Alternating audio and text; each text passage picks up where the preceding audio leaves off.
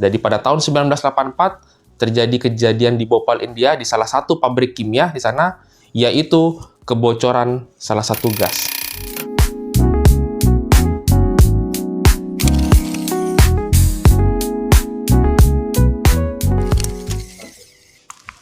Assalamualaikum warahmatullahi wabarakatuh. Halo Garuda Crew, salam sejahtera untuk kita semuanya. Bersama saya, Syahril Reza Nugraha. Kali ini kita akan membahas topik yang sangat-sangat dinanti oleh kita semua. Kita akan pelajari bersama mengenai apa itu proses safety management. Nah, kira-kira teman-teman semua di sini pasti dong bertanya-tanya, Pak, saya ingin berkarir nih Pak di industri migas. Kenapa teman-teman ingin berkarir di industri migas? Tapi sebelum kita membahas kilas tentang pendahuluan karakteristik dan apa yang bikin teman-teman tertarik di industri migas, kali ini kita akan mempelajari beberapa item-item dalam proses safety management. Kita akan pelajari yang pertama, apa itu proses safety management, kemudian bagaimana teman-teman sebagai seorang pengawas K3 dalam mengidentifikasi potensi bahaya, resiko di keselamatan proses. Kemudian kita akan pelajari bersama terkait manajemen perubahan dan juga prosedur-prosedur operasional dan pengawasan. Serta tidak lupa bagaimana prosedur tanggap darurat kita harus rencanakan, dan juga kita akan pelajari bersama terkait investigasi kecelakaan dalam keselamatan proses. Start with why. Kenapa teman-teman tertarik di industri migas? Tidak memungkiri, gaji dan tunjangan yang kompetitif. Jika teman-teman berkarir di industri migas, maka tawaran gaji dan tunjangan itu sangat-sangat menjanjikan. Baik itu teman-teman berkarir di industri migas kancah nasional ataupun tingkat internasional.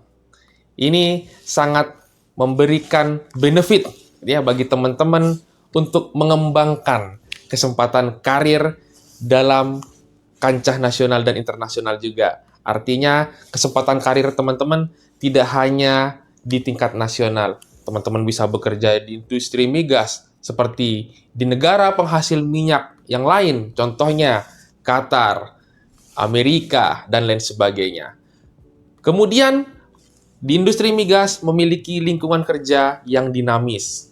Nah, di sini lingkungan kerjanya itu dinamis sekali, teman-teman. Artinya, teman-teman bisa saja bertemu dengan berbagai latar belakang. Ya, berbagai latar belakang tersebut ini memaksa teman-teman untuk mempelajari ilmu baru tersebut. Contohnya, ketika teman-teman bekerja di industri migas di onshore, maka teman-teman mempelajari apa saja proses bisnis yang ada di onshore. Ketika teman-teman berkarir di industri migas di bagian offshore, maka teman-teman di situ mempelajari proses-proses bisnis yang ada di offshore. Kemudian berikutnya, ketika teman-teman berkarir di industri migas bagian pengolahan, tentu saja memaksa teman-teman harus mempelajari bagaimana proses bisnis di industri pengolahan tersebut. Dan juga di sini memiliki peluang pengembangan pelatihan serta sertifikasi kompetensi tertentu. Tentu saja teman-teman sebagai seorang pengawas K3 dan juga di posisi-posisi lain yang bekerja di industri migas memiliki kesempatan-kesempatan untuk mengikuti pelatihan dan pengembangan sertifikasi kompetensi disesuaikan dengan skop pekerjaan masing-masing. Dan yang terakhir, memiliki lingkungan kerja yang multikultural. Tidak hanya teman-teman bertemu dengan rekan kerja dari berbagai kota yang ada di Indonesia, melainkan teman-teman dapat bertemu dengan tenaga kerja asing, sehingga membuat teman-teman mampu meningkatkan skill bahasa dan mampu meningkatkan wawasan yang lebih lagi. Berikut adalah beberapa karakteristik industri di oil and gas. Yang pertama, memiliki investasi yang cukup besar, bahkan mencapai miliaran dolar Amerika. Investasi tersebut membuat pemegang saham tentu saja sudah memprediksi berapa biaya yang harus dikeluarkan. Artinya apa? Tidak main-main teman-teman di sini investasinya dalam industri migas. Dengan investasi yang besar, tentu saja memiliki resiko yang tinggi pula, seperti terjadinya ledakan, kebakaran, paparan gas beracun, bahkan tumpahan bahan kimia. Ini juga termasuk dalam karakteristik industri oil and gas. Berikutnya, banyak ketidakpastian. Artinya apa? Ketika teman-teman melakukan fase survei untuk mengetahui di mana letak cadangan migas, kemudian dilakukan proses pengeboran, bisa saja proses pengeboran untuk mencari sumber cadangan migas tadi tidak berhasil. Nah, inilah yang dikatakan ketidakpastian. Bila mana berhasil, maka resikonya pun tetap tidak bisa kita remehkan. Ada proses berikutnya, yaitu proses produksi pengolahan. Di situ pun teman-teman harus tetap waspada terkait setiap karakteristik di berbagai proses. Kemudian, bisnis ini jangka panjang, teman-teman. Ya, dengan kita sudah mengetahui sumber daya alam, contoh saja migas, di sini kita melakukan proses investasi yang besar tadi dan bisnisnya pun jangka panjang. Continue tadi. Karena apa? Karena sumber daya alam ini sangat-sangat dibutuhkan. Contoh saja, misalkan, hasil dari crude oil yang diolah di kilang akan menghasilkan gas. Gas diperlukan dalam rumah tangga. Dan beberapa kebutuhan-kebutuhan yang lain, seperti bahan bakar kendaraan. Kemudian, crude oil yang diolah tadi menghasilkan bahan bakar minyak digunakan untuk kendaraan-kendaraan operasional, seperti yang kita nikmati saat ini. Menghasilkan aspal, dan lain sebagainya. Kemudian operasional yang kompleks melibatkan para ahli, multidisiplin, dan juga di sini harus memiliki teknis, ya, kemampuan teknis maupun non-teknis. Ini juga tidak bisa kita sepelekan. Dalam karakteristik industri migas, para ahli tertentu ini harus ada dan harus terlibat. Ya. Kemudian dampak global. Di industri migas memiliki dampak global yang luar biasa. Salah satunya isu mengenai lingkungan. Ini tidak bisa kita remehkan juga. Jadi teman-teman, bila mana teman-teman berkarir di industri migas, teman-teman harus memahami karakteristik di industri migas itu apa saja. Kita akan pelajari bersama terkait salah satu resiko di industri migas, yaitu resiko katastrofik. Di mana catastrophic incident ini dapat menyebabkan fatality.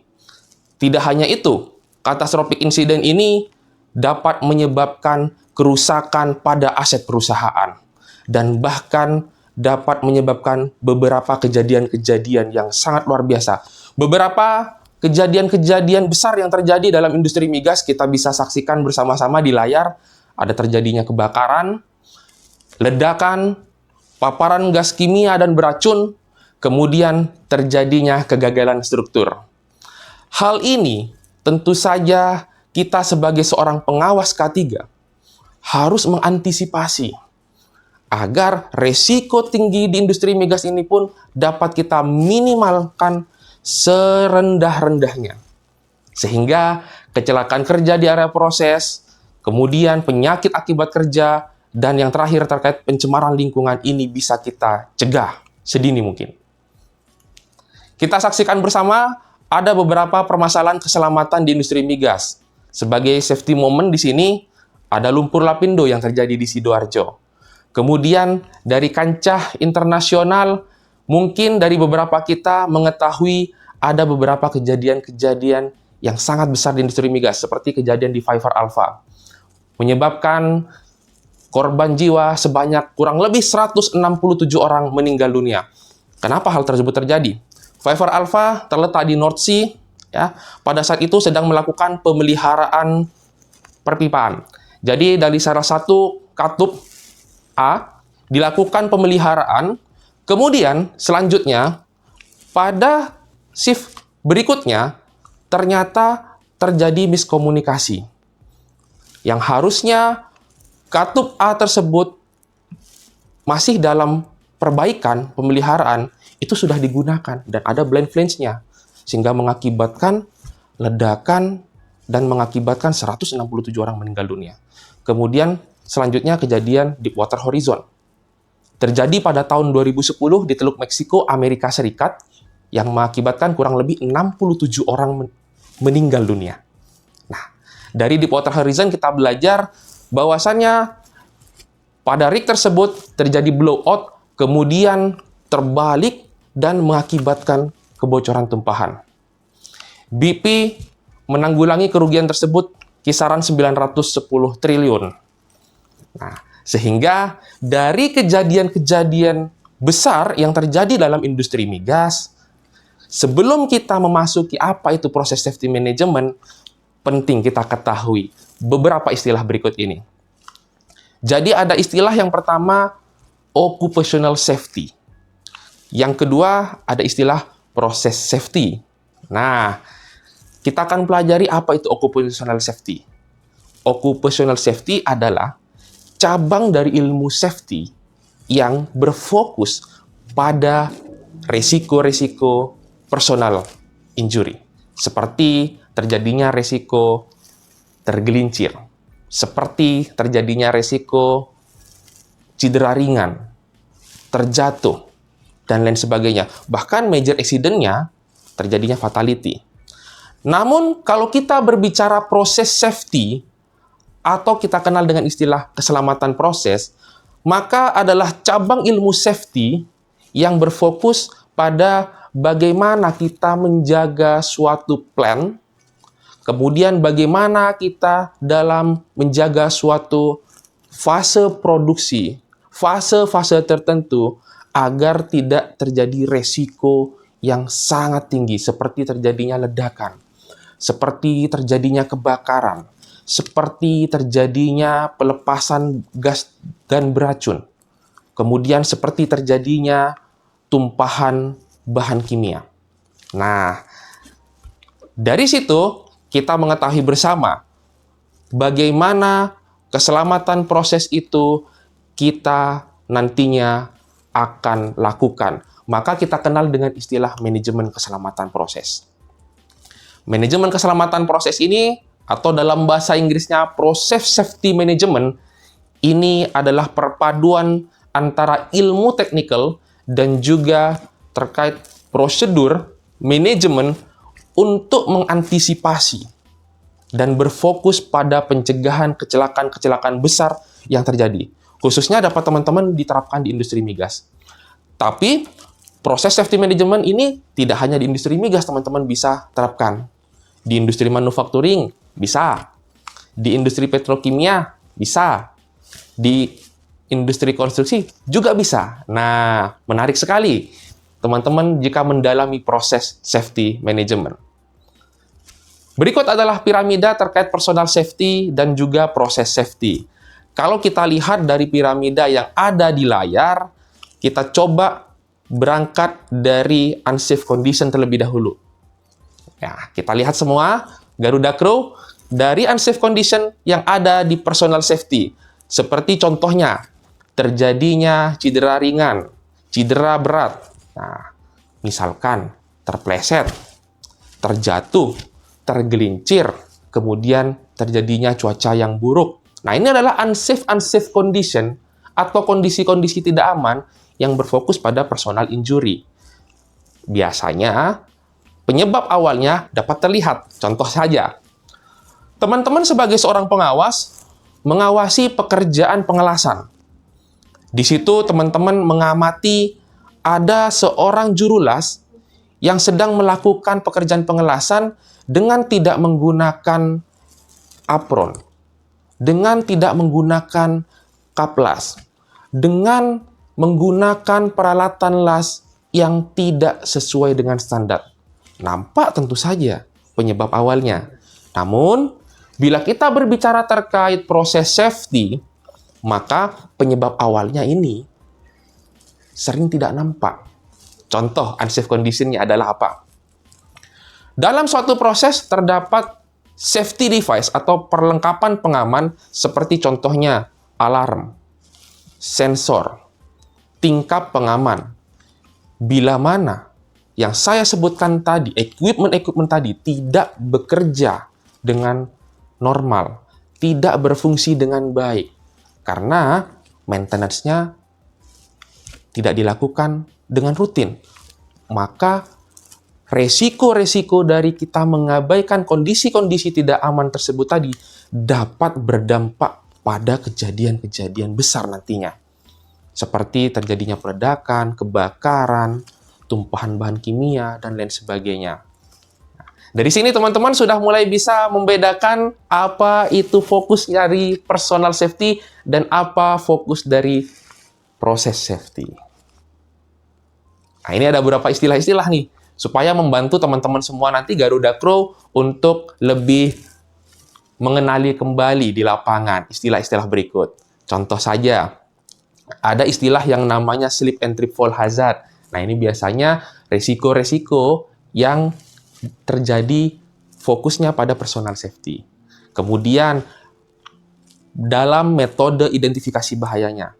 Kalau personal safety, contoh-contohnya yang secara kualitatif, ada IBPR, Identifikasi Bahaya Penilaian dan Pengendalian Risiko. Kemudian ada istilah Job Safety Analysis, atau beberapa perusahaan menamakannya Job Hazard Analysis. Kemudian berikutnya dalam proses safety kita mengenal yang namanya Toolbox Meeting. Nah, istilah-istilah di proses safety ini sedikit berbeda. Contoh saja, berbicara terkait design for safety. Apa itu design for safety?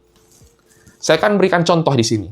Bila mana teman-teman Garuda Crew di sini menjadi seorang pengawas K3 di industri migas dalam mengawasi sebuah perencanaan pembangunan tangki timbun, maka design for safety ini sudah mulai dilakukan dari tahap perencanaan. Seperti teman-teman berkoordinasi dengan orang engineering mengenai manufacturing data record. Contoh dari manufacturing data record ini terdiri dari satu dokumen general drawing, gambar rencana dari sebuah equipment yang akan kita bangun nantinya. Yang kedua, ada yang namanya perhitungan kekuatan konstruksi.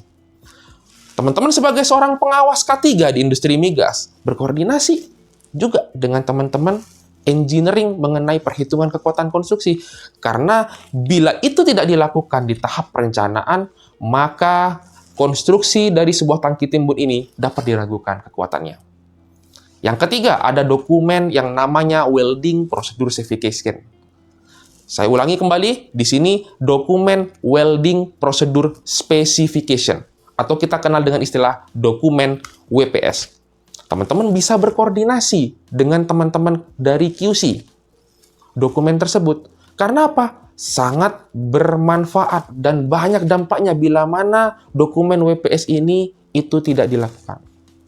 Oke, dokumen WPS ini tujuannya adalah untuk menjadi pedoman, acuan seorang juru las dalam melakukan pekerjaan pengelasan. Nah, ini masuk nih ke design for safety. Lanjut, kita membahas tentang metode identifikasi bahaya dalam proses safety. Kita kenal dengan istilah HAZOP, Hazard Operability Study. Kedua, ada istilah yang namanya HAZID, Hazard Identification. Ketiga, ada yang namanya PSSR. Nah, Pre-Sat Safety Review. Nah, itu istilah-istilah yang mungkin dapat membedakan antara personal safety dan juga proses safety. Didukung oleh beberapa prosedur terkait manajemen of change. Kemudian di situ dapat kita pelajari juga ada yang namanya learn of investigation. Listen learn tersebut kita belajar dari kejadian. Itu juga masuk ke istilah dalam proses safety. Berikut adalah resiko-resiko berkaitan dengan personal safety dan proses safety. Dapat kita saksikan bersama di layar resiko dari personal safety lebih fokus ke personal injury-nya. Contoh, misalkan terjadinya cedera. Seperti luka ringan, luka berat, nah bahkan fatality. Tapi, kalau kita berbicara dampak dari proses safety, ini lebih luas. Teman-teman di situ. Dapat juga menghentikan suatu proses kegiatan. Ya, dampaknya juga luas. berkaitan dengan isu-isu lingkungan. Nah, ini dampak-dampak dan risiko dari personal safety dan juga proses safety. Berikut adalah peranan penting dari proses safety management. Sehingga teman-teman Garuda Crew di sini dapat memahami pentingnya mempelajari proses safety management, pentingnya menerapkan proses safety management di dalam area kerja, khususnya di industri migas. Untuk apa? Untuk menjaga agar suatu proses terhindar dari resiko ledakan, kebakaran, paparan gas beracun, tumpahan bahan kimia, dan juga kegagalan struktur tadi. Ada beberapa regulasi dan standarisasi mengenai proses safety management. Kalau di Indonesia, kita ketahui bersama, ada regulasi PP nomor 50 tahun 2012 tentang sistem manajemen K3. Kemudian, di kancah internasional ada standarisasi OSHA. Kemudian ada istilah lagi yang namanya CCPS. Nah, ini standarisasi yang dapat kita gunakan sebagai acuan dalam menerapkan proses safety management. Ini adalah tampilan dari standarisasi OSHA. Kita dapat mengacu ke standarisasi OSHA di sini ada beberapa elemen mengenai proses safety management. Nah, kemudian ini adalah gambaran dari regulasi PP nomor 50 tahun 2012. Sebenarnya konsepnya sama, teman-teman semuanya. Plan, do, check, action. Dan juga antara SMK3 dan proses safety management ini bisa kita terapkan bersamaan di dalam area kerja, khususnya di industri migas. Sehingga nggak berjalan sendiri-sendiri. Ya, SMK3 berjalan sendiri, proses safety management berjalan sendiri. Tidak, tapi dapat berjalan bersamaan. Kita tetap mengacu ke PP 50 2012, kita mengacu juga ke standarisasi yang kita juga anut OSHA CCPS tadi itu. Nah, ini adalah 14 elemen terkait proses safety management berdasarkan OSHA. Ya, yang pertama, pilar pertama ada komitmen to process safety. Kemudian pilar kedua di sini bagaimana kita memahami terkait bahaya dan risiko. Pilar yang ketiga yaitu bagaimana memanage risiko tersebut. Dan pilar yang keempat adalah kita belajar dari kejadian. Pilar-pilar ini tentunya saja harus saling support antara satu pilar dengan pilar yang lain. Nah, di dalam pilar ini ada berapa elemen-elemennya. Teman-teman bisa pelajari nanti elemen-elemen yang ada di dalam proses safety management. Pilar 1, contohnya, ada terkait leadership di sini. Teman-teman bagaimana regulasi diterapkan dan para pemimpin di industri migas tersebut khususnya tadi berkomitmen terkait penerapan dari proses safety management tersebut. Kedua, kalau kita berbicara terkait pilar identifikasi bahaya dan risiko, ada beberapa metode identifikasi bahaya yang tadi kita pelajari bersama. Ada HAZOPS, kemudian HAZID. Bagaimana metode-metode identifikasi bahaya tersebut tadi kita terapkan semaksimal mungkin, mulai dari tahap perencanaan, kemudian pada saat tahap pembuatan, pada saat operation, kemudian pada saat dilakukan yang namanya maintenance, sampai kita mengantisipasi terjadinya kejadian yang tidak kita inginkan. Kemudian di pilar ketiga, kita berbicara terkait yang namanya manage risiko. Nah, manajemen risiko ini wajib kita lakukan di dalam proses safety management di sini.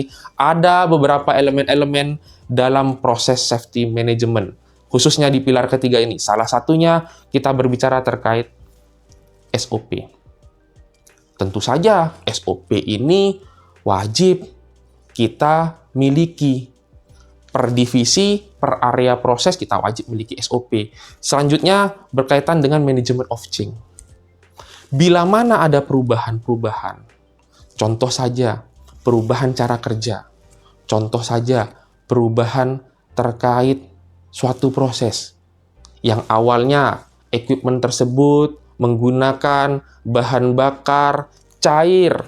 Tiba-tiba menggunakan dimodif menggunakan bahan bakar gas. Nah, ini harus ada MOC-nya.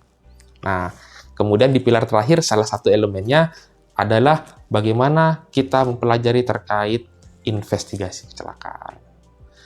Dari kejadian-kejadian yang terjadi, ini tujuan hal itu dipelajari bukan mencari siapa tersangkanya, melainkan kita semua belajar dari kejadian tersebut agar kejadian tersebut tidak terulang kembali. Berikut adalah lingkup proses dari safety engineering, khususnya di pabrik pemroses. Mulai dari kita mempelajari terkait fasilitas, kemudian yang kedua, bagaimana proses yang terjadi di area tersebut, di fase tersebut. Misalkan, ada proses pembakaran, ada proses reaksi kimia, dan proses-proses yang lain. Kemudian, yang ketiga, kita berbicara terkait operation. Pada saat dilakukan fase operation, bagaimana kita dapat memonitoring kegiatan tersebut sesuai dengan perencanaan dan sesuai dengan SOP yang sudah kita buat bersama-sama. Nah, kita sekarang lanjut ke tahap manajemen risiko.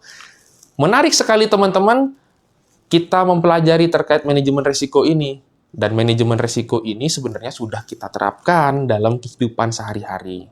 Nah, kita sekarang coba terapkan di dalam industri migas. Ada beberapa tahapan-tahapan terkait manajemen risiko tersebut. Yang pertama, yaitu tahapan bagaimana kita membuat ruang lingkupnya. Nah, di sini mulai dari lingkup, konteks, kemudian kriteria dari pekerjaan tersebut. Kedua, kita berbicara terkait penilaian risiko. Di dalam penilaian risiko tersebut, kita nanti mengidentifikasi risiko itu dulu. Kedua, bagaimana melakukan penilaian risiko. Ketiga, bagaimana kita melakukan evaluasi dari risiko tersebut. Dan yang terakhir, bagaimana kita memperlakukan risiko yang ada. Nah, ini kita terapkan nih tahapan manajemen risiko tersebut nih di dalam industri migas. Nah, berikut adalah identifikasi bahaya terkait keselamatan proses. Nah, ada beberapa hal yang menarik kita pelajari di dalam proses identifikasi bahaya ini. Jadi, teman-teman Garuda Crew, dalam proses identifikasi bahaya ini membantu kita mengetahui bahaya-bahaya yang ada di sekeliling kita. Maka, teman-teman harus mengetahui dulu, apa itu definisi dari bahaya, apa itu definisi dari resiko. Pengertian dari bahaya adalah sumber atau situasi dan kondisi yang dapat menyebabkan kerugian, baik itu manusia, baik itu yang kedua harta benda, dan yang terakhir kita berbicara terkait enviro, bahkan kita berbicara terkait aset integrity. Kemudian definisi dari resiko adalah ukuran kemungkinan terjadinya paparan akibat sumber bahaya tadi. Nah, setelah teman-teman mengetahui definisi dari bahaya dan resiko, barulah teman-teman menggunakan metode identifikasi apa nantinya. Sehingga mengetahui nih, dalam suatu identifikasi bahaya di keselamatan proses, nantinya tujuannya itu dapat kita lakukan sedetail mungkin. Ya.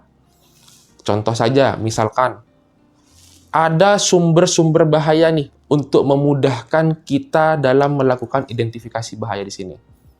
Mungkin kita kenal dengan istilah 4M1E. M yang pertama, man, atau pekerjanya. M yang kedua adalah material. Bagaimana material yang digunakan dalam proses tersebut. 3, yaitu mesin atau equipment. Peralatan-peralatan kerja yang digunakan. Sudahkah berfungsi dengan baik? Keempat, metode kerja. Dan yang kelima adalah environment, atau kita kenal dengan istilah lingkungan kerja. Nah, ini kita bisa terapkan, teman-teman, dalam proses identifikasi bahaya tadi. Nah, beberapa tipe-tipe energi terkait di proses hazard di sini. Yang pertama terkait pressure volume energi di sini. Yang kedua ada potensial energi. Dan yang ketiga kita berbicara terkait kinetik atau material transfer energi. Di sini kalau kita ngomongin masalah pressure volume energi, Nah, kita harus mengetahui terlebih dahulu bagaimana cara kerja dari equipment tersebut. Misalkan ternyata dia menggunakan temperatur yang tinggi. Kemudian ada di situ tekanan yang tinggi. Nah, ini harus kita ketahui terlebih dahulu. Ini adalah beberapa tipe-tipe energi tadi. Kemudian potensial energi, teman-teman. Contoh saja, di sini kita ibaratkan terkait suatu proses. Kita contohkan penggunaan boiler. Nah, boiler tersebut fungsinya memanaskan air menjadi uap. Kemudian, uap tersebut tadi yang dihasilkan dari proses pemanasan yang terjadi di dalam boiler digunakan untuk menggerakkan turbin. Turbin dirubah energinya menjadi kinetik, ya. Kemudian menggerakkan generator. Generator menghasilkan listrik. Nah, ini saja contoh-contoh potensial energi. Nah, kita harus mengetahui dulu proses-prosesnya. Oke. Kemudian berikutnya kita akan pelajari terkait akibat dari bahaya proses. Kita ambil kejadian yang terjadi di Bhopal, India. Kejadian di Bhopal, India ini sangat mendalam sekali. Duka yang sangat mendalam bagi kita semua dari kancah internasional. Jadi pada tahun 1984 terjadi kejadian di Bhopal, India, di salah satu pabrik kimia di sana, yaitu kebocoran salah satu gas. Nah, gas MIC yang kita kenal semua di situ adalah akhirnya air masuk ke dalam salah satu tangki penyimpanan dari MIC tadi, menyebabkan ledakan, kebakaran karena terjadinya kegagalan reaksi. Kemudian kedua, kegagalan fungsi dari suatu sistem pengaman, dan juga ada beberapa tahapan-tahapan equipment yang tidak berfungsi di pabrik tersebut. 3.000 orang meninggal dunia, bahkan dampak dari bahaya proses dari kejadian Bhopal ini sampai menimpa penduduk sekitar. Contoh saja, anak-anak yang lahir pada saat kasus kejadian tersebut ini mengalami cacat sampai bertahun-tahun kemudian. Nah, itu adalah salah satu dampak ya dari kejadian Bhopal. Maka kesimpulannya, dampak dari bahaya proses ini tidak bisa kita anggap remeh, teman-teman. Ya, jadi teman-teman selaku seorang pengawas K3 khususnya di industri migas ataupun di industri-industri yang lain, ini benar-benar harus nanti teman-teman lakukan yang namanya identifikasi bahaya proses, kemudian lakukan penerapan terkait proses safety management yang tadi sudah kita pelajari bersama di situ. Nah, setelah teman-teman mengidentifikasi bahaya dari keselamatan proses, kemudian selanjutnya adalah kenali resikonya. Nah, ini dampak dari bahaya tersebut tadi. Maka tahapan selanjutnya adalah bagaimana upaya-upaya pencegahan, pengendalian dari resiko tadi, agar tidak berdampak, satu, pada manusianya. Kedua, terkait kesehatan, berdampak pada penyakit akibat kerja. Ketiga, pencemaran lingkungan. Berikutnya, terkait dampak lingkungan dan aset-aset penting dari perusahaan tersebut tadi. Tentu saja, salah satu poin pentingnya adalah dampak dari bahaya keselamatan proses ini dapat menghentikan proses produksi di suatu industri tersebut. Ketika teman-teman melakukan penilaian risiko, nah, tahapan-tahapan yang harus teman-teman lakukan dulu adalah yang pertama, mengidentifikasi risiko tersebut. Kedua, lakukan analisa risiko. Baru ketiga, lakukan yang namanya pengendalian dari risiko tersebut tadi. Ada berapa hierarki pengendalian risiko yang teman-teman ketahui? Yang pertama, eliminasi. Kedua, substitusi. Ketiga, rekayasa engineering. Keempat, administrasi. Dan yang kelima adalah alat pelindung diri. Nah, tentu saja dalam penilaian risiko ini penting sekali kita melihat apa kontrol saat ini yang sudah kita lakukan dan bagaimana kontrol-kontrol berikutnya tadi dalam upaya-upaya pencegahan agar risiko tadi tidak terjadi yang signifikan. Oke, atau bahkan kita minimalkan, bahkan mencegah terjadinya risiko itu terjadi. Untuk mengendalikan risiko, kita harus lakukan yang namanya penilaian risiko terlebih dahulu. Di sini ada 2 unsur dalam melakukan penilaian risiko. Unsur yang pertama adalah probability. Unsur yang kedua adalah severity. Nah, probability yaitu kemungkinan terjadinya suatu kecelakaan atau kerugian ketika terpajan dengan suatu bahaya. Contoh, berapa nilainya atau berapa persen orang tersebut dapat terjatuh karena area kerja yang licin. Nah, teman-teman lakukan penilaian kemungkinannya berapa nanti. Kemudian kedua, berapa kemungkinan terjadinya orang itu mengantuk dalam melakukan perjalanan dalam mengemudikan kendaraan. Nah, itu namanya probability. Kemudian yang kedua kita kenal dengan istilah severity atau tingkat keparahan. Tingkat keparahan atau kerugian yang mungkin terjadi dari suatu kecelakaan ini kita nilai. Contoh saja misalkan terjadinya cedera ringan. Nah, ini adalah tingkat keparahan yang terjadi dari bahaya tersebut tadi. Cedera berat, fatality, bahkan kalau kita ngomongin bahaya proses, terjadinya ledakan, kebakaran, kemudian pipa korosi, dan lain sebagainya. Nah, kebakaran, ledakan, kemudian terjadinya tumpahan bahan kimia, itu adalah contoh-contoh tingkat keparahan dari bahaya proses.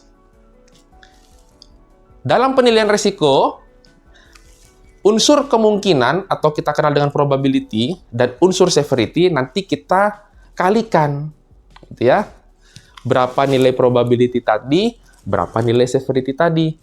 Ada standarisasinya, teman-teman. Nah, teman-teman bisa merefer ke ISO 31000:2018 terkait Risk Management Guideline, atau ada juga standarisasi AS di situ, Australian Standard and New Zealand. Nantinya masing-masing perusahaan di tempat kerja itu mempunyai template sendiri, tapi tetap merefer ke standarisasi tadi. Nah, ini adalah contoh dari tabel matriks risiko. Jadi teman-teman, dalam proses manajemen risiko tadi, kita flashback kembali, lakukan yang namanya identifikasi bahaya, kemudian lakukan analisa risiko, yaitu proses penilaian risiko ini, baru yang terakhir nanti kita kendalikan risiko tadi. Sebelum dikendalikan, tujuan dilakukan penilaian risiko adalah untuk mengetahui resiko-resiko tadi itu masuk dalam kategori low risk, medium risk, high risk, atau extreme risk. Sehingga ketika kita mengetahui pengelompokan dari resiko-resiko tadi, kita dapat membuat skala prioritas. Mana yang lebih dulu akan kita prioritaskan untuk kita kendalikan resiko tadi. Ya, ini sudah kita pelajari bersama. Apa itu eliminasi? Menghilangkan sumber bahaya yang ada di area tersebut. Contoh misalkan, sumber bahayanya adalah material. Dari aspek material. Material tersebut tadi tidak sesuai standar. Nah, ini adalah bahayanya. Material tidak sesuai standar. Berarti bagaimana cara menghilangkannya? Adalah gunakan material yang sesuai dengan standar. Substitusi, yaitu adalah kita ganti dengan cara yang lebih aman. Misalkan, dalam melakukan suatu proses pekerjaan di industri migas, ini teman-teman ada pekerjaan di ketinggian. Nah, bisa nggak itu dilakukan di dasar dulu? Ketika itu bisa dilakukan, kemudian nanti kita loading ke area kerja yang tinggi. Nah, ini contohnya, mengganti dengan cara yang aman. Atau contoh berikutnya terkait substitusi adalah bila mana ada pilihan menggunakan bahan beracun atau bahan yang kedua di sini tidak beracun. Nah, itu kita bisa jadikan contoh implementasi dari substitusi tadi. Ketiga, yaitu terkait rekayasa engineering. Dalam keselamatan proses, Safety design ini masuk ke dalam rekayasa engineering. Layout harus jelas. Proses flowchart harus jelas. Dalam mengidentifikasi bahaya menggunakan metode HAZOPS, harus ada yang namanya PNID, Piping and Instrumental Diagram. Itu harus ada. Nah, ini masuk nih ke dalam suatu rekayasa engineering. Bagaimana dalam suatu plan tadi kita rencanakan betul-betul sistem perpipaannya, kemudian proses-proses berikutnya, sistem pembakarannya, dan lain sebagainya. Administrasi, nah ini kita nggak bisa remehkan nih dalam keselamatan proses. Tentu saja administrasi kita terapkan. Dalam contohnya, pembangunan suatu tangki timbun. Bagaimana tahapan pertama dalam tahap perencanaan tadi? Harus ada yang namanya pengesahan gambar rencana. Sebuah tangki timbun dikatakan aman. Bagaimana? Semua ruang lingkupnya harus terpenuhi. Mulai dari perencanaan, bagaimana tahap pembuatannya, kemudian pada saat fase operation, dan pada saat fase maintenance. Kita akan pelajari bersama di sini contoh dari administrasi. Nah, ini yang banyak sering kita abaikan, teman-teman. Jadi, sebagai seorang pengawas K3, pada saat teman-teman melakukan pengawasan sebuah tangki tadi itu, mintakan dokumen-dokumen manufacturing data record-nya tadi. Kemudian, perusahaan yang teman-teman tunjuk, yang si pemberi kerja tunjuk, itu haruslah memiliki sebuah izin. Teman-teman bisa cek izinnya di websitenya teman K3. Apakah sudah memiliki SKP PJK3 bidang fabrikasi? Kalau memang perusahaan tersebut adalah perusahaan pembuat. Ketika misalkan ada perbaikan suatu equipment, mau itu tangki timbun, mau itu boiler, mau itu furnace, dan lain sebagainya, apakah perusahaan tersebut sudah memiliki izin sebagai PJK3 bidang reparasi? Itu juga termasuk administrasi. Bila mana hal tersebut tidak dilakukan, dampaknya pasti besar ke belakangnya. Oke, tidak dilakukan proses pengesahan gambar rencana pada saat perencanaan di awal. Mungkin dan pasti terjadi terkait yang namanya kendala dalam proses perizinan. Itu surat keterangan layak K3-nya akan susah nanti didapatkan. Karena apa? Tahapan awalnya sudah dilewati. Bukan cuma kita berbicara izin kerja, teman-teman. Bukan kita cuma berbicara SOP. Bukan kita hanya berbicara metode kerja. Bukan. Administrasi-administrasi ini tadi harus teman-teman lakukan. Nah, kaitannya dengan teman-teman yang sudah pelajari berkaitan dengan regulasi peraturan perundang-undangan tadi. Oleh sebab itu, teman-teman Garuda Crew di sini penting sekali teman-teman memahami sebuah peraturan perundang-undangan tadi itu. Di situ, di setiap peraturan perundangan ada yang namanya syarat-syarat K3-nya. Pasti ada. Mau itu berbicara tangki timbun, ada syarat-syarat K3-nya. Mau teman-teman berbicara terkait pekerjaan di ruang terbatas, ada syarat-syarat K3-nya.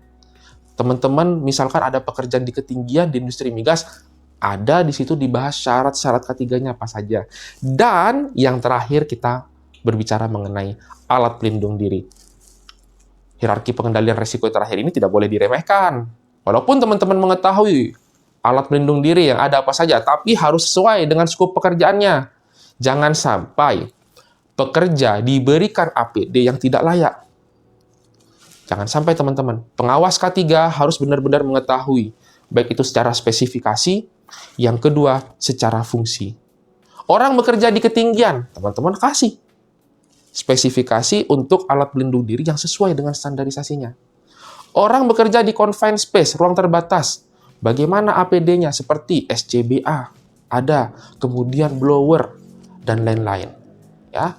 Kemudian bekerja terkait pekerjaan panas. Nah, alat pelindung dirinya yang sesuai apa saja? Seperti kaplas, kemudian apron, sarung tangan las, dan lain sebagainya. Harus disesuaikan loh ya, teman-teman di sini. Nah, setelah kita tadi mempelajari terkait hierarki pengendalian risiko, nah, kita dapat membuat skala prioritas. Skala prioritas utama di sini dalam pengendalian risiko itu eliminasi, substitusi, dan rekayasa engineering. Ini yang prioritas utama, teman-teman. Yang kedua, baru kita berbicara terkait administrasi. Bagaimana terkait SOP, izin kerja, metode kerja, dan lain-lain tadi. Ini masuk ke dalam administrasi. Baru third priority-nya, prioritas berikutnya adalah terkait alat pelindung diri.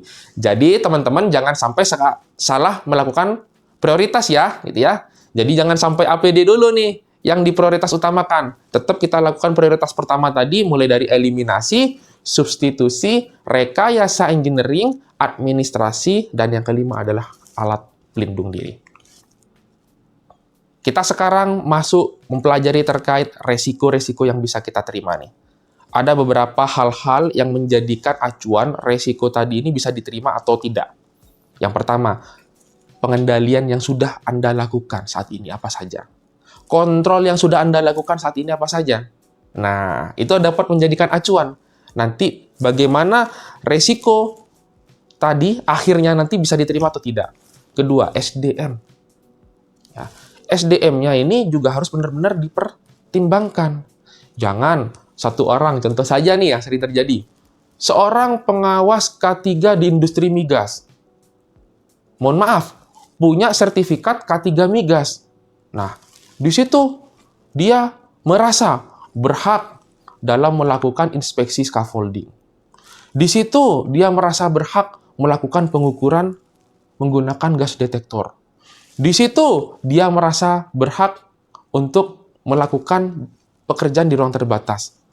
Bukan seperti itu, teman-teman. Namun, ketika kita akan melakukan suatu pekerjaan, kita merefer kepada regulasi dan standarisasi yang ada. Kalau teman-teman, misalkan ada pekerjaan di ketinggian, pekerjaan scaffolding aja contohnya.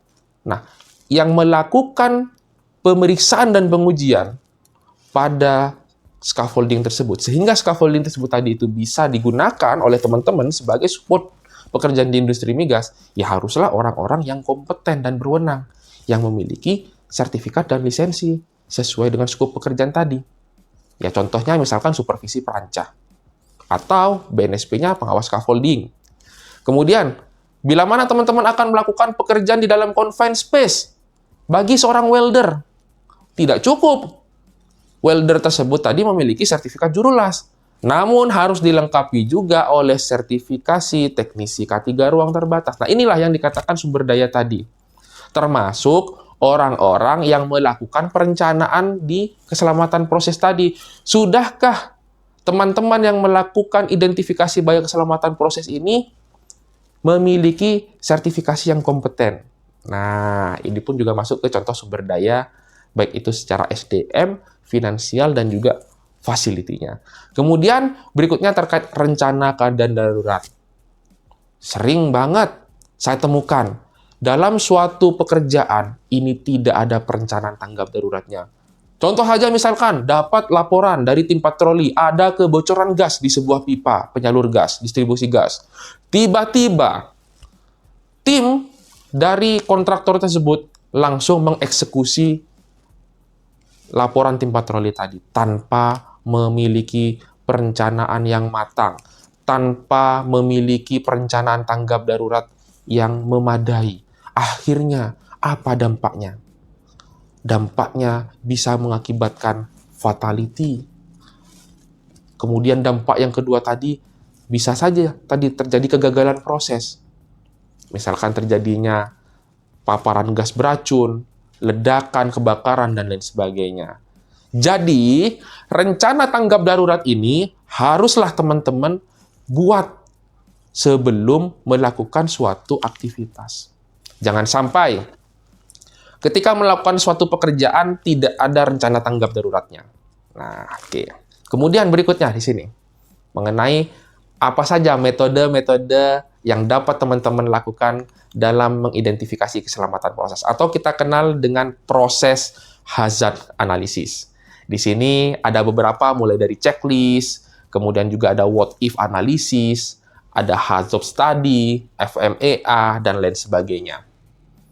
Nah, perbedaan dari hazard dan hazib yaitu adalah metode identifikasi bahaya hazard ini adalah mengidentifikasi bahaya dari suatu proses. Nah, menjadikan proses itu sebagai node. Nah, kemudian Bila mana HAZOPS, salah satunya di sini perbedaannya dengan HAZID adalah metode identifikasi bahaya yang mengacu pada piping and instrumental diagram. Jadi menjadikan PNID dari setiap proses itu adalah identifikasi bahaya. Nah, menariknya HAZOP dan HAZID ini harus dua-duanya dilaksanakan. Ya. Nantinya terlebih dahulu bentuk untuk tim dari metode identifikasi bahayanya ini. Jangan hanya orang K3-nya aja. Libatkan orang proses, kemudian libatkan juga teman-teman di situ orang produksi, libatkan orang engineering, orang K3, orang electrical, silakan pilih. Nah, ini adalah contoh dari tabel HAZID di sini. Terdiri dari beberapa tahapan-tahapan. Yang pertama kita mengetahui dulu bahaya-bahaya apa saja yang ada pada sebuah fasilitas. Ya, kemudian setelah itu kita lakukan yang namanya identifikasi bahaya. Apa ya penyebab dari bahaya tersebut? Kemudian resikonya apa? Ya, kemudian kita lakukan penilaian resiko untuk mengetahui tadi apakah termasuk kategori low risk, apakah termasuk kategori medium risk, dan apakah masuk kategori extreme risk. Setelah itu, kita buatkan safeguard-nya atau mitigasi resikonya, agar resiko-resiko terkait keselamatan proses tadi, resiko-resiko dari bahaya keselamatan proses tadi, itu bisa kita antisipasi dan kita cegah. Nah, mitigasinya apa dan siapa PIC-nya? Ini adalah contoh tabel HAZID. Sedangkan HAZOP, yaitu adalah Hazard and Operability Study. Nah, kita bisa melihat di sini beberapa definisi-definisinya. Apa itu operability? Yaitu adalah di mana suatu sistem yang terdiri dari berbagai elemen, dari sub-elemen, mampu untuk digunakan atau dioperasikan. Jadi, HAZOPS ini adalah teknik analisa untuk mengidentifikasi potensi bahaya yang berkaitan dengan operability, safety, dan juga aspek-aspek lingkungan lainnya. Kemudian ini adalah teknik-teknik dalam menyusun sebuah HAZOPS. Nah, teknik HAZOP ini masuk ke teknik secara kualitatif, ya. Kemudian digunakan kata-kata penuntun, ada guide word-nya. Ya, contoh saja, misalkan teman-teman di situ dalam membuat suatu dokumen HAZOP, ya, menjadikan PNID diagram sebagai acuan. Anggap saja di sini kita ambil case untuk equipment boiler. Nah, boiler itu kan banyak nih tahapan-tahapannya, teman-teman. Bagaimana air tersebut ditreatment, bagaimana kemudian proses pembakarannya, bagaimana nantinya proses uapnya itu didistribusikan. Kita ngomongin masalah treatment airnya itu sendiri dulu. Kalau saja air yang digunakan sebagai air umpan boiler tadi itu kita tidak treatment. Nah, kita tidak treatment dengan baik nih. Nah, dampaknya apa? Dampaknya misalkan bisa saja pipa-pipa yang dialiri air panas tadi itu, ya, melalui cup-cup yang dialiri pipa air-air tadi itu dapat mengakibatkan terjadinya korosi. Nah, kemudian dari korosi tadi itu akan mengakibatkan dampak berikutnya, seperti terjadinya perpindahan panas yang melambat. Nah, terjadinya perpindahan panas yang melambat di sini itu dapat mengakibatkan proses ledakan, kebakaran pada boiler tadi itu. Jadi sebenarnya boiler itu meledak nggak ucuk-ucuk, teman-teman, gitu ya. Jadi karena kegagalan proses perpindahan panas dapat mengakibatkan terjadinya ledakan. Karena apa awalnya? Mulanya dari air yang tidak ditreatment dengan baik. Nah, di situ teman-teman libatkan ahli-ahli tertentu, gitu ya, dalam menyusun sebuah metode HAZOP di sini. Jadi teman-teman tidak cuma dikenal dengan IBPR aja ya, JSA aja, tapi ada identifikasi bahaya lain yang namanya HAZOPS. Nah, ada beberapa tahapan-tahapan di sini dalam pembuatan HAZOP.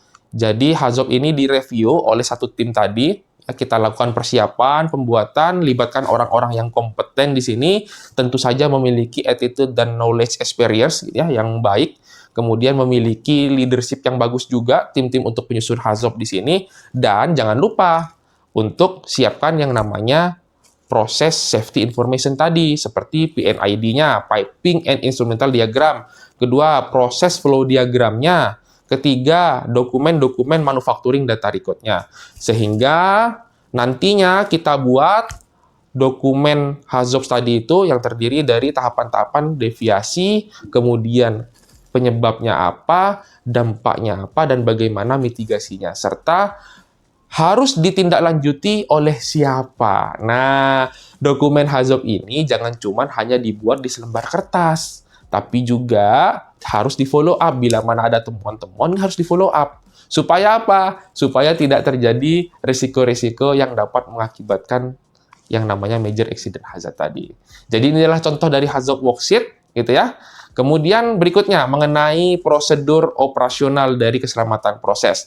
Nah, mengacu ke 18 syarat keselamatan kerja yang ada di Undang-Undang Nomor 1 Tahun 1970 atau kita kenal dengan syarat-syarat keselamatan kerja, itu menjadikan acuan kita untuk mengimplementasikan syarat-syarat ketiga di industri kerja, khususnya di industri migas. Salah satunya terkait keselamatan bahaya proses tadi. Kemudian, aspek-aspek operasional safety di sini yang perlu dilaksanakan adalah yang pertama terkait keterpaduan mekanis, seperti desain, konstruksi, dan pemeliharaan. Desain tadi berarti harus ada PNID-nya, proses flow chart-nya, diagramnya seperti apa, kemudian bagaimana schedule maintenance itu sudah dibuat dan dijalankan. Kemudian berikutnya terkait yang namanya APD, pengelolaan kontraktor, dan lain sebagainya. Kontraktor yang mengerjakan suatu aktivitas di industri migas, maka harus diseleksi terlebih dahulu. Satu, dari administrasi izin-izinnya seperti apa. Dua, bagaimana komitmen terkait keselamatannya. Sehingga ada istilah yang namanya kontraktor safety management system. Jadi juga, jangan cuman kita memilih kontraktor asal-asalan. Inilah nanti yang kalau dibiarkan maka akan berdampak pada kecelakaan-kecelakaan yang dapat terjadi di industri migas. Ya. Kemudian sistem dan prosedur tadi inilah yang kita kenal dengan istilah sistem manajemen keselamatan. Berarti kalau kita berbicara industri migas ada namanya sistem manajemen keselamatan migas. Nah, sistem manajemen ini mendukung keberhasilan keselamatan dalam operasi di industri migas. Sehingga sistem manajemen K3 ini mencakup apa saja, mulai dari elemen-elemen, kebijakan, dokumentasi, data kontrol, dan lain sebagainya. Nah, sistem manajemen ini, teman-teman, harus terintegrasi satu sama lain. Nggak cuma sistem manajemen K3 jalan sendiri. Sistem manajemen mutunya juga harus sudah terintegrasi. Sistem manajemen lingkungannya, contoh saja misalkan ISO 14001, juga harus terintegrasi dengan sistem manajemen K3 tadi. Nah, keselamatan proses masuk di dalam sistem manajemen K3 tadi. Nah, dalam prosedur operasional atau perawatan, maintenance, ini kita tidak bisa remehkan terkait yang namanya LOTO, atau kita kenal dengan istilah lockout, takeout.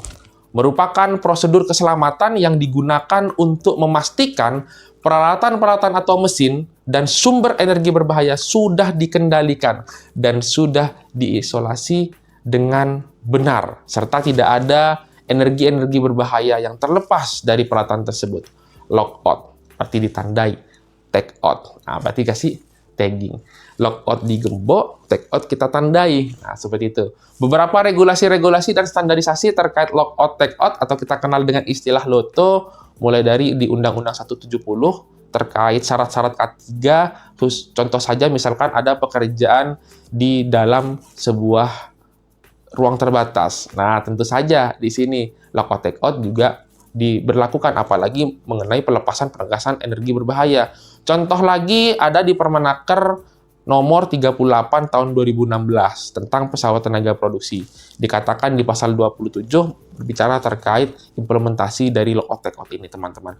Dan beberapa standarisasi lain, OSHA dan lain sebagainya di sini dapat kita jadikan acuan dalam penerapan LOTO tersebut. Nah, OSHA di sini melaporkan adanya penurunan akibat kepatuhan LOTO. Nah, mulai dari cederanya turun, kemudian fatality-nya juga menurun. Nah, artinya teman-teman di sini, saya ingin sampaikan lagi kepada teman-teman semua di sini, bila mana teman-teman bekerja di suatu area kerja di industri migas khususnya, maka terapkan yang namanya Loto tadi itu. Bila mana ada potensi-potensi terkait suatu perbaikan, pengendalian energi, dan lain sebagainya tadi. Ada izin kerja khususnya dong mengenai Loto sebelum izin kerja yang lain teman-teman lakukan. Nah, berikut tipe-tipe energi yang berbahaya yang kita kaitkan dengan aktivitas di Loto tadi. Nah, pastikan nih semua karyawan memahami jenis-jenis energi bahaya yang ada. Yang pertama terkait energi listrik, kedua energi hidrolik, tiga energi pneumatik, dan juga energi kinetik, gerak dan suatu benda tadi. Sehingga kita sebagai seorang pengawas menyampaikan kepada pekerja pentingnya untuk menyertakan informasi detail tentang jenis energi atau setiap peralatan dan bagaimana cara menanggulanginya, seperti itu. Jadi, contoh saja nih yang sering terjadi pada saat pemeliharaan, pada saat aktivitas komisioning. Ini kadang Loto ini dianggap remeh, diabaikan. Taunya, oke Pak, Loto Pak, tapi fasilitasnya ternyata tidak dilengkapi. Nah, kapan nih Loto ini harus digunakan, teman-teman? Nah, pada pekerjaan-pekerjaan apa saja nih yang harus menerapkan Loto tadi? Satu, yang saya sudah sampaikan tadi, pada saat fase pemeliharaan. Kemudian, kedua, kegiatan-kegiatan produksi. Kemudian, ketiga, bagaimana terkait peralatan-peralatan baru ya ketika sedang diimplementasikan.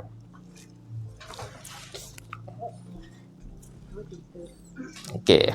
Nah, sehingga teman-teman buat terlebih dahulu prosedur-prosedur dari Loto tersebut tadi ini.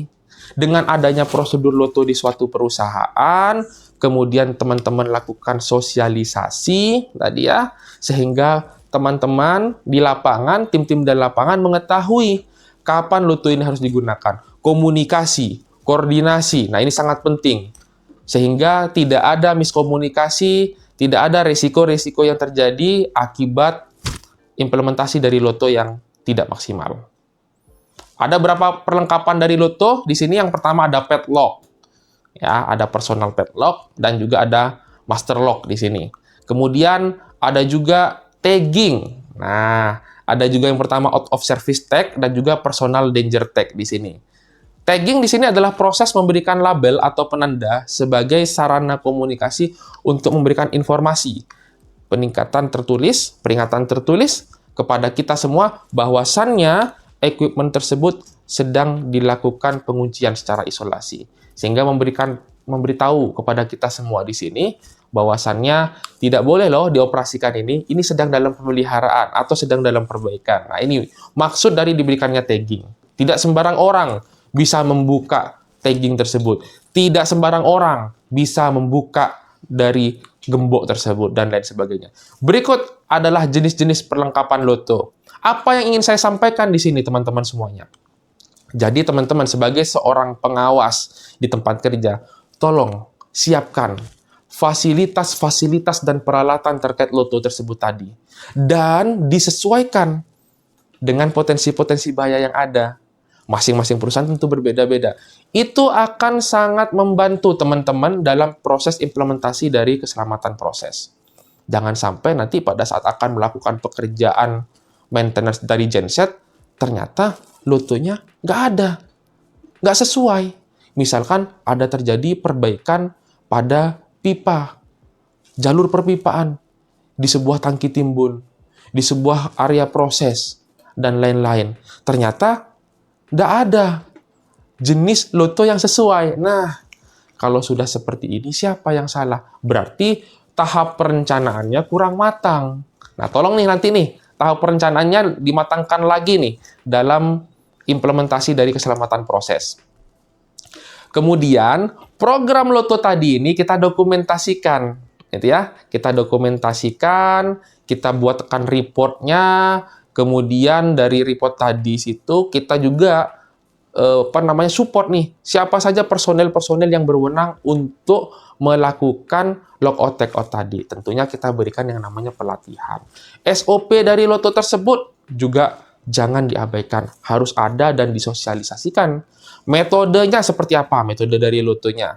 Ya, kebijakan-kebijakan dari perusahaan ini jadi nomor satu kebijakannya teman-teman. Harus komitmen semuanya.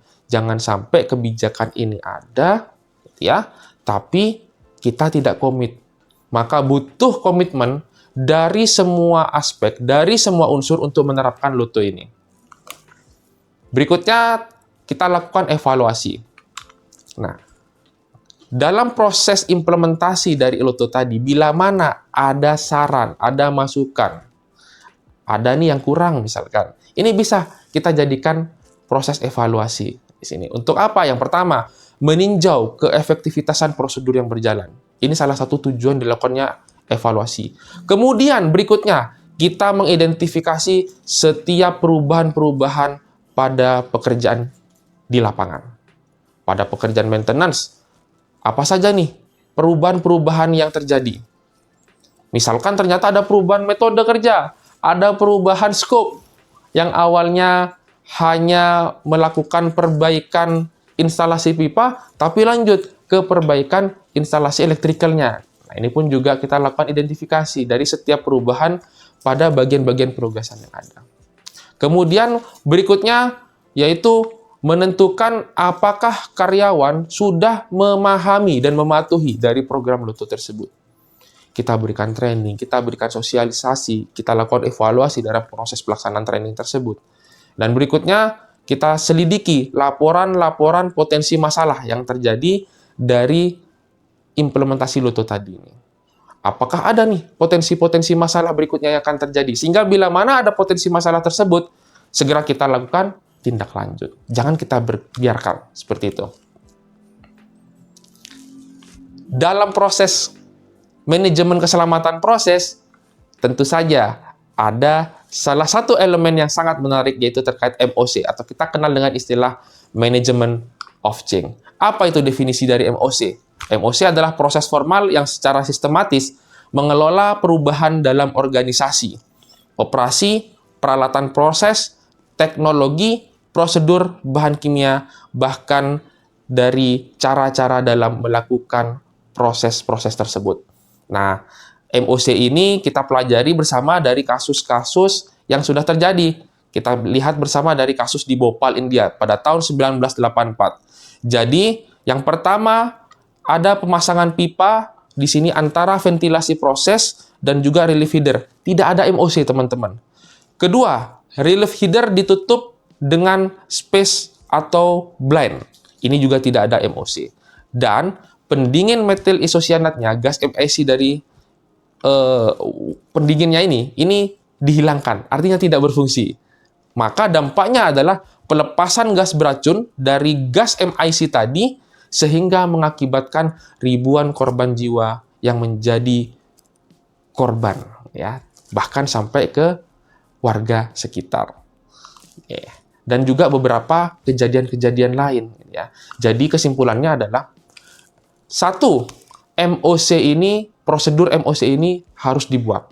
Setelah itu disampaikan, disosialisasikan kepada seluruh karyawan. Sehingga perubahan-perubahan yang tidak dikelola dengan benar, ini dapat kita antisipasi, teman-teman. Gitu ya. Jadi nggak ada lagi yang namanya pekerja, supervisor berinisiatif. Nah, ini sering terjadi, teman-teman. Misalkan sudah jelas nih di situ, ketika prosedur itu ada, contohnya, perbaikan pada alat berat, wheel loader, harus dilakukan oleh tim mekanik. Namun, operatornya berinisiatif melakukan perbaikan tersebut. Ini sudah berarti tidak ada MOC dalam aktivitas tersebut. Kegiatan tersebut berarti MOC-nya nggak berjalan. Ya. Yang kedua, supervisor memerintahkan untuk melakukan pekerjaan pengangkatan menggunakan manual handling. Padahal SOP-nya di situ sudah jelas bila mana berat barang yang diangkat sekian ton. Nah, harus diangkat menggunakan alat berat. Maka nggak ada inisiatif-inisiatif lagi nanti di sini. Nah, jadi perubahan-perubahan yang tidak dikelola dengan benar ini dapat mengakibatkan apa saja? Yang pertama, insiden yang dapat membahayakan orang atau berdampak pada lingkungan. Terjadinya kecelakaan tadi. Ya, pada orangnya bahkan tidak hanya cedera berat, bisa sampai fatality. Kemudian, pelanggaran terhadap undang-undang dan peraturan, kesulitan operasional dan peliharaan, dan di sini penurunan efisiensi. Oke, kita akan jelaskan coba satu-satu di sini terkait pelanggaran terhadap undang-undang. Dari MOC yang tidak dikelola dengan baik, kita contohkan tadi ada salah satu supervisor, pengawas pekerjaan di lapangan, ini berinisiatif ya untuk melakukan pekerjaan pemeliharaan di sebuah bak valve ya tanpa mengabaikan prosedur yang ada. Karena apa? Karena di sana dia sangat yakin gitu ya. Dia berasumsi bahwasannya ini aman. Nah, ini sudah melanggar aturan undang-undang. Padahal di peraturan perundang-undangannya dijelaskan loh teman-teman. Bila mana ada pelaksanaan pekerjaan di ruang terbatas, maka syarat-syarat K3-nya apa saja? Nah, itu yang saya katakan di awal tadi.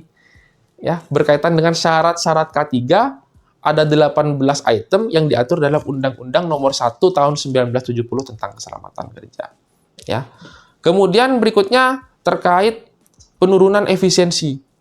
Nah, harusnya bila mana tidak terjadi suatu kecelakaan tadi, ini proses produksinya lebih optimal, gitu ya. Dengan adanya kecelakaan, akhirnya nggak optimal produksinya, bahkan sampai terhenti, sehingga terjadilah penurunan efisiensi di sini. Berikutnya, apakah semua perubahan memerlukan MOC atau manajemen of change? Kapan MOC diperlukan dan kapan MOC ini tidak diperlukan? MOC diperlukan untuk perubahan yang dapat mempengaruhi kondisi operasi normal yang sudah diterapkan dari fasilitas operasi. Kemudian MOC diperlukan bila mana terdapat perubahan dampak pada kesehatan karyawan, lingkungan, dan lain sebagainya. Nah, contoh saja, misalkan MOC ini diperlukan bila mana ada terjadi perubahan skop dari sebuah pekerjaan di industri migas. Maka ini MOC diperlukan. 2, MOC ini diperlukan, contohnya, bila mana terdapat perubahan spesifikasi material yang awalnya secara standarisasi, material yang sudah disepakati adalah jenis A, dan material yang sudah disepakati untuk item berikutnya adalah spesifikasinya material B. Nah, ini tiba-tiba dirubah tanpa adanya konfirmasi, tanpa adanya koordinasi, tanpa adanya kesepakatan. Nah, sehingga MOC ini benar-benar diperlukan dalam proses tersebut. MOC ini tidak diperlukan bila mana ada penggantian item yang sejenis. Contohnya, item safety valve rusak, ingin diganti dengan spesifikasi yang sama, maka tidak perlu MOC. Begitu ya. Kemudian berikutnya untuk pemeliharaan rutin, ini tidak perlu MOC tadi. Yang penting SOP-nya sudah teman-teman lakukan, diikuti SOP yang ada, ya, sesuai dengan spesifikasi yang dibutuhkan, MOC ini tidak diperlukan. Ya. Pertanyaannya, apakah kita memerlukan MOC? Sudah kita pelajari bersama sebelumnya. Sangat-sangat perlu. Kapan MOC itu diperlukan? Bila mana menghasilkan sifat bahaya yang berbeda. Yang kedua, menyebabkan kondisi proses yang berbeda di sini ya, di luar batas operasi-operasi yang ditetapkan. Atau mempengaruhi nih proses di hilir dan di hulunya. Ini kita perlu MOC tadi. Kemudian menyebabkan penggunaan instrumen atau kontrol proses yang berbeda. Ini juga diperlukan MOC. Jadi teman-teman di sini harapannya dapat mengetahui kapan teman-teman sebagai seorang pengawas K3 di sini memerlukan MOC dan kapan MOC ini tidak diperlukan, gitu ya. Jenis-jenis perubahan yang memerlukan MOC salah satunya bila mana terdapat perubahan-perubahan yang bersifat sementara atau permanen, ya, yang memenuhi kriteria-kriteria perubahan tadi yang sudah ditetapkan di prosedur MOC. Kemudian kedua adalah perubahan darurat yang biasanya memerlukan MOC. MOC ini dibuat tidak kurang dari 24 jam setelah perubahan darurat itu dilaksanakan. Jadi misalkan ada kejadian darurat yang memang harus dilakukan dan itu berbeda dari SOP yang sudah dibuat, maka segeralah dibuat dokumen MOC tadi ini, segera kita sepakati, baru kita lakukan implementasinya. Seperti itu. Ya, berikut adalah prosedur darurat utama dalam operasional migas. Jadi, setelah kita mengetahui beberapa kondisi-kondisi keadaan darurat dalam operasional di industri migas, seperti terjadinya kebakaran dan ledakan.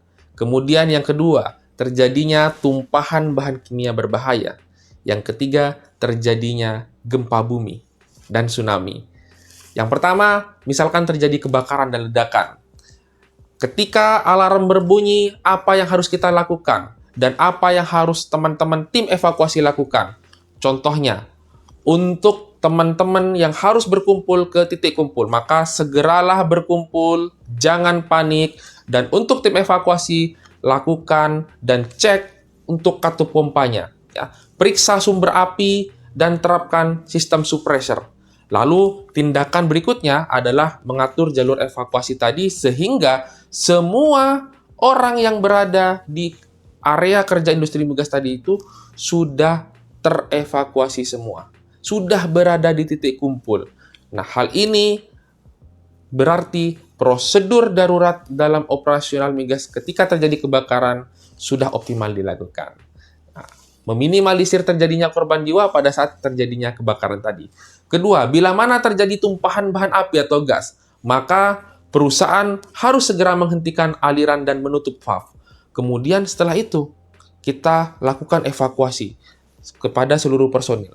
Balik lagi, seluruh personel bila mendengar alarm bahaya, maka semuanya wajib menuju titik kumpul.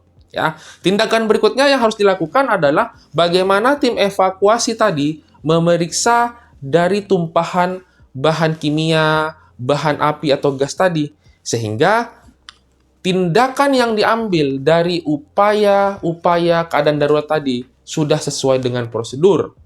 Tidak asal inisiatif, seperti itu. Dan yang terakhir pada saat terjadinya gempa bumi. Tidak perlu panik, segera lakukan evakuasi seluruh teman-teman yang ada di fasilitas anjungan, seluruh teman-teman yang ada di area kerja industri migas harus menyelamatkan diri dan menuju titik kumpul. Mengamankan area lepas pantai atau rig dan seluruh area kerja yang ada di industri migas. Kemudian, tindakan berikutnya yang harus dilakukan tim evakuasi adalah lakukan koordinasi dan menyusun rencana inspeksi pasca kejadian tadi.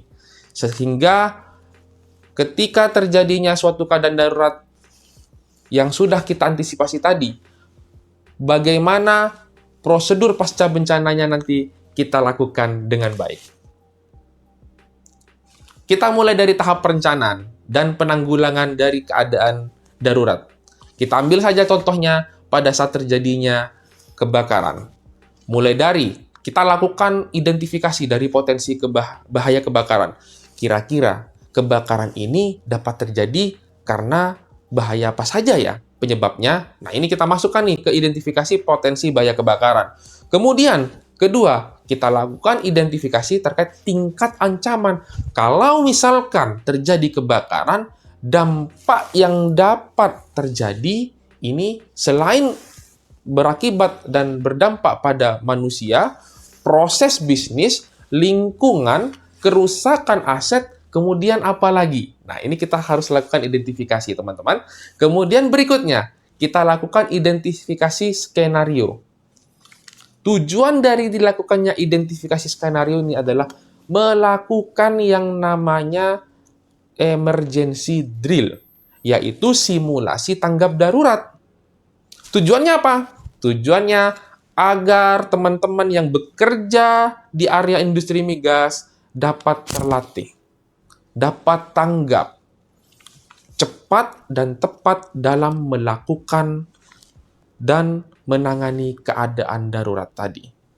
Kemudian berikutnya, melakukan perencanaan sistem proteksi kebakaran, baik itu aktif ataupun pasif, sesuai dengan regulasi yang ada terkait norma K3 penanggulangan. Silakan, teman-teman bisa baca-baca kembali apa saja perencanaan-perencanaan proteksi aktif dan pasif yang dapat kita lakukan dalam area kerja khususnya di industri migas. Kemudian, kita lakukan pembentukan tim tanggap darurat. Tim tanggap darurat ini harus kita bentuk, teman-teman. Kita berikan pelatihan, ya, sesuai dengan kompetensinya, baik itu yang teman-teman penanggulangan kebakaran ataupun yang tim petugas P3K-nya. Sehingga mereka selain mendapatkan wawasan dan mereka dapat menjalankan job desk-nya dengan tepat dan cepat tadi. Sehingga tidak ada kesalahan dalam penanganan korban jiwa, gitu ya, kesalahan dalam penanganan pasca kebakaran, dan lain sebagainya. Ini kita dapat minimalisir, teman-teman. Lakukan inspeksi terkait peralatan-peralatan penanggulangan kebakaran, seperti alat pemadam api ringan, instalasi hidran, alat pemadam api berat, dan lain sebagainya. Lakukan inspeksi loh. Jangan sampai ada hidran yang ternyata dibiarkan begitu saja, tidak terurus, korosi, dan lain sebagainya. Berarti buatlah schedule inspeksi, ya, teman-teman. Kemudian selanjutnya kita lakukan pembentukan organisasi. Ya, pelatihan dan sertifikasi ini sangatlah penting. Jadi tidak hanya pelatihan awareness loh ya, sesuai dengan regulasinya ada kompetensi terkait personel-personel khusus tadi itu ya. Nah, kemudian penanggulangan pada saat terjadinya emergensi tadi. Setelah tadi dilakukannya perencanaan, maka selanjutnya adalah penanggulangan pada saat terjadinya emergensi, mulai dari prosedur tanggap daruratnya. Sudah belum dilaksanakan sesuai dengan SOP, misalkan aktivasi alarm. Jangan sampai nanti semuanya panik, langsung menuju evakuasi, siapa yang membunyikan alarm? Maka dengan dibentuknya tim tanggap darurat tadi, itu sudah ada job desk-nya. Sehingga mereka nggak bingung, nggak panik. Setelah mengaktifasi alarm, silahkan evakuasi sesuai dengan jalur yang ada. Berkumpullah ke titik kumpul, misalkan ada tiket di situ yang diimplementasikan di dalam sebuah anjungan lepas pantai atau area kerja industri migas, semua personel membawa tiket untuk memudahkan tim evakuasi dalam menyisir. Siapa ya kira-kira yang belum kumpul di titik kumpul? Jangan-jangan orang tersebut masih ada di kamar mandi. Jangan-jangan orang tersebut masih tidur. Jangan-jangan orang tersebut masih melakukan hal-hal yang lain. Belum mengetahui nih kalau ada terjadinya tanggap darurat. Kemudian berikutnya, yaitu terkait pemadaman menggunakan APAR. Alat pemadam api ringan jika apinya kecil. Jika apinya besar, tentu saja tidak cukup kita dengan menggunakan APAR. Bisa berupa APAP ataupun instalasi hidran dan koordinasi dengan fire team tadi. Fire team yang sudah dibentuk tadi, silakan lakukan pelatihan yang rutin, koordinasi yang rutin, sehingga membuat mereka ini secara cepat dan tepat ketika menghadapi kondisi aktual, mereka benar-benar bisa menghadapinya dengan semaksimal mungkin. Kemudian berkaitan dengan terjadinya blowout dan oil spill response di sini. Ketika terjadinya blowout di rig, diatasi dengan adanya blowout preventer atau kita kenal dengan istilah BOP. Sedangkan bila mana kita terjadinya tumpahan minyak, maka kita atasi dengan oil spill kit. Artinya apa, teman-teman? Dalam proses kejadian darurat seperti ini, penting sekali kita lakukan pemeriksaan terkait equipment tadi seperti oil spill kit dan juga BOP.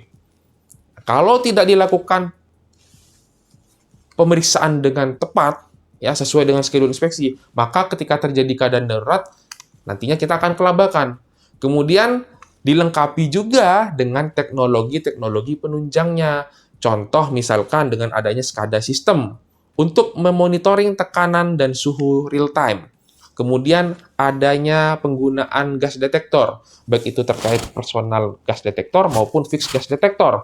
Dan juga yang terakhir terkait emergency shutdown system. Ini adalah teknologi-teknologi penunjang yang bisa mendukung terkait keselamatan proses di industri migas. Kemudian selanjutnya terkait penanggulangan pasca bencana. Pada saat pasca bencana, penting sekali kita lakukan investigasi dengan tujuan bukan mencari siapa yang salah. Proses investigasi untuk mengetahui faktor penyebab terjadinya kecelakaan. Kita cari tahu akar permasalahannya apa. Kemudian dilakukan yang namanya pengumpulan informasi, keterangan, data. Data-data tadi yang sudah kita kumpulkan dalam proses investigasi, kita lakukan analisa. Nah, setelah dilakukan analisa tadi menggunakan beberapa metode-metode metode investigasi kecelakaan, nah, kita dapat menemukan apa akar permasalahan tadi. Yang ketiga, kita lakukan rekomendasi tindakan perbaikan. Setelah mengetahui akar-akar penyebab masalahnya, kemudian apa saja rekomendasi tindakan perbaikan yang harus kita lakukan dengan tepat. Kemudian bagaimana pada saat kita melakukan yang terakhir, yaitu adalah rehabilitasi. Upaya-upaya pemulihan pasca bencana seperti perbaikan gedung, perbaikan anjungan lepas pantai, dan lain sebagainya. Beberapa sarana evakuasi di sini harus kita lengkapi, teman-teman. Apa saja syarat-syarat sarana evakuasi yang ada? Yang pertama, aman sementara. Terjamin kedap asap dan panas. Nah, ini harus kita benar-benar perhatikan sarana evakuasi tersebut. Kemudian kedua, mudah dijangkau. Selanjutnya, yang ketiga, lebar unit exit ini harus sesuai standar.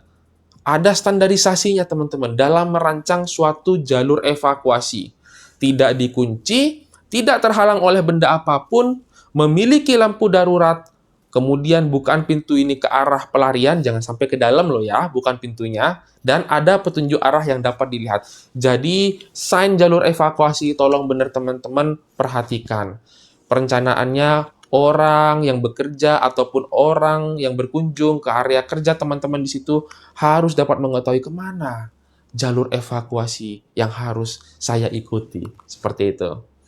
Terakhir, mengenai penyelenggaraan pertolongan pertama pada kecelakaan kerja.